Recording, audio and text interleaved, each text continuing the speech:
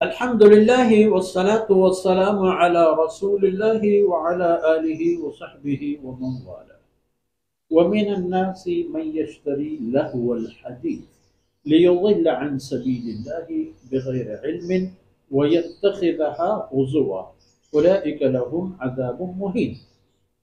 وإذا تتلى عليه آياتنا ولى مستكبرا كأن لم يسمعها كأن في أذنيه وقرا فبشره بعذاب أليم. سبحانك لا علم لنا إلا ما علمتنا إنك أنت العليم الحكيم. رب اشرح لي صدري ويسر لي أمري واحلل عقدة من لساني يفقهوا قولي واجعل لي وزيرا من أهلي رب زدني علما وارزقني فهما. ثم أما بعد. گرامی قدر بھائیوں بہنوں اور پیارے بچوں، وہاں تو آپ نے دیکھی نا پچھلی آیتوں میں اور پچھلے بات خدا و رحمہ للمتقین. مسئلہ یہ تھا کہ ان حضرت صلی اللہ علیہ وسلم مکہ مکرمہ میں ہجرت سے پہلے علانیہ قرآن کریم کی تلاوت فرماتے تھے، بیت اللہ کے احاطے میں آتے، قرآن پڑھتے اور اپنی دل نشین اور پرکشش آواز، اور اللہ کے رسول صلی اللہ علیہ وسلم کی ہر چیز معجزہ تھی. آپ صلی اللہ علیہ وسلم کی لحن لذیذ و شیرین بھی، اس میں بھی عجیب کشش تھی، جس نے ابو جہل کو بھی گرویدہ بنا لیا. تو لوگ چپ کے آ کے سنتے، اور اس سننے کے نتیجے میں کئی لوگ مسلمان ہوئے، اسلام قبول کیا. تو صنادید قریش کو یہ بات ناگوار گزری، انہوں نے راتوں کو محفلیں جمانا شروع کیا، رقص و پائے کوبی اور شباب و شراب اور فلان اور اسی طرح کے معاملات. فرمایا وَمِنَ النَّاسِ مَن يَشْتَرِي لَهْوَ الْحَدِيثِ. کچھ لوگ ایسے بھی ہیں جو بیہودہ باتوں کے لیے پیسہ لگاتے ہیں، گانے والیاں، ڈول باجے، اور اسی طرح کے لوگوں کو پیسہ دے کے بلائیں، لوگوں کو محفل میں مصروف رکھے، تاکہ رات کی کسی پہر جناب رسول اللہ صلی اللہ علیہ وسلم جب اللہ کی کلام تلاوت کرنے کے لیے بیت اللہ کے صحن میں تشریف لائیں گے، یا اپنے کسی ایسی جگہ پر کہ جہاں سے آپ کی شیرین آواز قرب و جوار تک پہنچتی ہوگی، تو لوگ وہاں نہ جائیں. مقصد وہاں جانے کے دروازے بند کرنا تھا.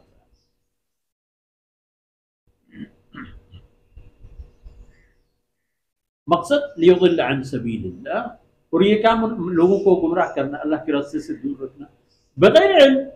اور اسی طرح کی باتیں اللہ کے دین سے دور کرنا، دور ہونا، دور رکھنا. کیا ثبوت ہے تم لوگوں کے پاس کہ یہ کام کرنے کا ہے اور تم لوگ جو کر رہے ہو صحیح کر رہے ہیں؟ اور یہ کام دوسرا ان کا مقصد وَيَتَّخِذَهَا هُزُوًا، اللہ کے سبیل کو، اللہ کے رستے کو، سبیل یعنی اللہ کا رستہ، اللہ کی رضا کا رستہ، اللہ کا دین، اس کو مذاق پر منحصر کرتے ہیں، مذاق اڑاتے ہیں، اہانت آمیز انداز اپناتے ہیں. وہ چھوڑو، ادھر آ جاؤ، مزے کرو، عیش کرو، فلان کرو، ہاں لگے رہو. اولئک لہم عذاب مہین، ان لوگوں کے لیے رسوا کن عذاب منتظر ہے، ذلیل کرنے والا عذاب. موقع آ جائے پتہ چل جائے. عذاب خود ذلت ہے، مگر ان کو خصوصی طور پر ذلیلوں کے اندر ذلیل کر دیا جائے. وَإِذَا تُتْلَى عَلَيْهِ آيَاتُنَا، اور اس آدمی کے جو ریاست ہے، جو یہ سب کچھ کراتا ہے، لہو الحدیث کا انتظام کراتا ہے، اس پر اللہ کی آیتیں جب تلاوت کی جائیں واللہ مستکبرن، وہ خاطر میں لائے بغیر یوں ہی پیٹ پھیر کر چلنے لگتا ہے، اور ایسا انداز اپناتا ہے کہ غرور اور تکبر. اور دوسرا انداز اس کا یہ ہوتا ہے کہ کأن لم یسمعها، اس نے سنی ہی نہیں، وہ نہیں سن سکتا، بہرا آدمی ہے، پلے کچھ نہیں پڑ رہا. اور اتنا بیچارہ کعلم یسمع، جیسے کہ اس نے نہیں سن لی نا بات، لیکن اس حد تک بھی کافی نہیں، کأن فی اذنیہ وقر، ایسا لگ رہا ہے کأن فی اذنیہ وقر، اس کے کانوں میں ایک قسم کی بہرا پن ہے، یہ بہرا ہے، یہ سنتا نہیں بدبخت۔ لیکن فرمایا کہ اللہ کی باتیں جب بیان کی جائیں گی غرور پر آ جائے گا اور مغرورانہ انداز میں نظر انداز کر کے آگے بڑھے گا اور اپنے آپ کو بہرا دکھا دے گا، تو اس کی قیمت بھی وصول کرے گا، اس کی قیمت کے لیے بھی اسے تیار ہونا ہوگا۔ قیمت کیا ہے؟ فَبَشِّرْهُ بِعَذَابٍ أَلِيمٍ، ایک دردناک عذاب کی اسے بشارت دیجئے۔ عذاب دوہرا ہوگا اس کے لیے، ایک رسوا کن ہوگا اور دوسرا دردناک۔ رسوا کن ہوگا اس سلوک کی وجہ سے جو اللہ کے دین کی دعوت کے سامنے رکاوٹ ہونے کے لیے وہ کرتا ہے، اس کے سبب اسے ذلیل ہونا ہوگا۔ ذلیلوں کے اندر جہنم کے اندر، جہنم میں کوئی محترم نہیں ہے، سب ذلیل ہی ہوں گے۔